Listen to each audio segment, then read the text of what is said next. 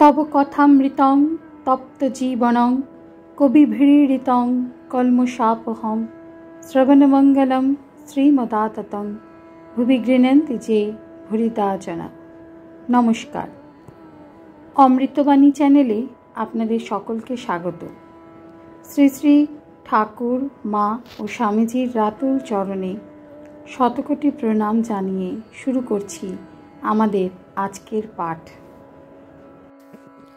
1885 मार्च अष्टम परिच्छेद श्री रामकृष्णेर अद्भुत सन्यासेर अवस्था। तारक संबाद। सन्ध्या हইল, ठाकुर बाड़ीते आरतिर उद्योग हইতেছে। श्री रामकृष्णेर घरे आलो জ্বালা ও ধূনা দেওয়া হইল। ঠাকুর ছোট খাটটিতে বসিয়া জগন্মাতাকে প্রণাম করিয়া সুস্বরে নাম করিতেছেন। ঘরে আর কেহ নাই, কেবল মাস্টার বসিয়া আছেন। ঠাকুর গাত্রোত্থান করিলেন, মাস্টারও দাঁড়াইলেন। ঠাকুর ঘরের পশ্চিমের ও উত্তরের দরজা দেখাইয়া মাস্টারকে বলিতেছেন, ওদিকগুলো বন্ধ করো। মাস্টার দরজাগুলি বন্ধ করিয়া বারান্দায় ঠাকুরের কাছে আসিয়া দাঁড়াইলেন। ঠাকুর বলিতেছেন, একবার কালী ঘরে যাব। এই বলিয়া মাস্টারের হাত ধরিয়া ও তাহার উপর ভর দিয়া কালীঘরের সম্মুখের চাতালে গিয়ে উপস্থিত হইলেন আর সেই স্থানে বসিলেন।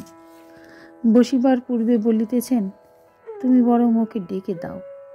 মাস্টার বাবুরামকে ডাকিয়া দিলেন। ঠাকুর মা কালী দর্শন করিয়া বৃহৎ উঠানের মধ্যে দিয়া নিজের ঘরে ফিরিতেছেন। মুখে মা মা রাজ রাজেশ্বরী। ঘরে আসিয়া ছোট খাটটিতে বসিলেন। ঠাকুরের একটি অদ্ভুত অবস্থা হইয়াছে, কোনো ধাতু দ্রব্যে হাত দিতে পারিতেছেন না। বলিয়াছিলেন, মা বুঝি ঐশ্বর্যের ব্যাপারটি মন থেকে একেবারে তুলে দিচ্ছেন।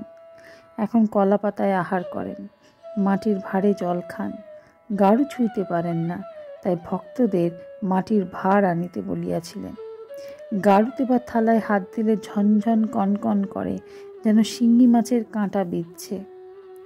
প্রসন্ন কয়টি ভাঁড় আনিয়াছিলেন, কিন্তু বড় ছোট।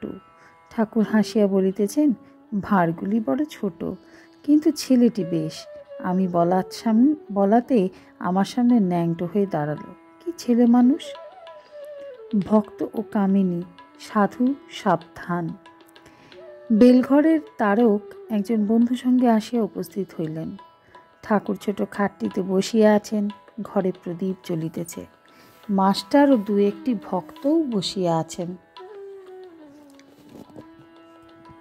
তারক বিবাহ করিয়াছেন। বাপ মা ঠাকুরের কাছে আসিতে দেন না।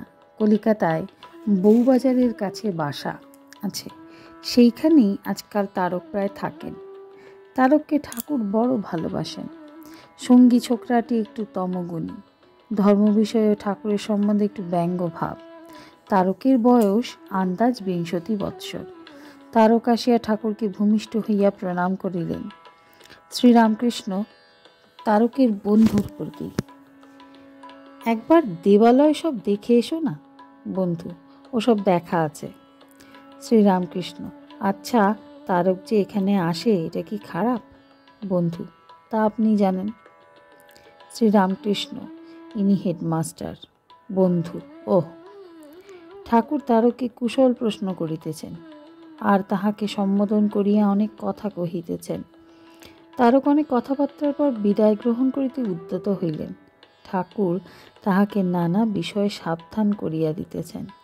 শ্রীরামকৃষ্ণ তারকের প্রতি, সাধু সাবধান, কামিনী কাঞ্চন থেকে সাবধান। মেয়ে মানুষের মায়াতে একবার ডুবলে আর উঠবার জো নাই। বিশালক্ষীর যে একবার পড়েছে সে আর উঠতে পারে না, আর এখানে একবার আসবি। তারক বাড়িতে আসতে দেয় না।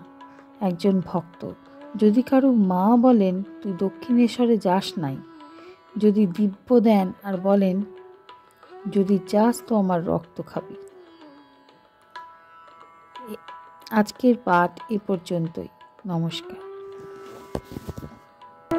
কথামৃতে সুধাধারার সাথে শ্রী শ্রী ঠাকুর মা ও স্বামীজির অনুধ্যানের জন্য চ্যানেলটি সাবস্ক্রাইব করুন।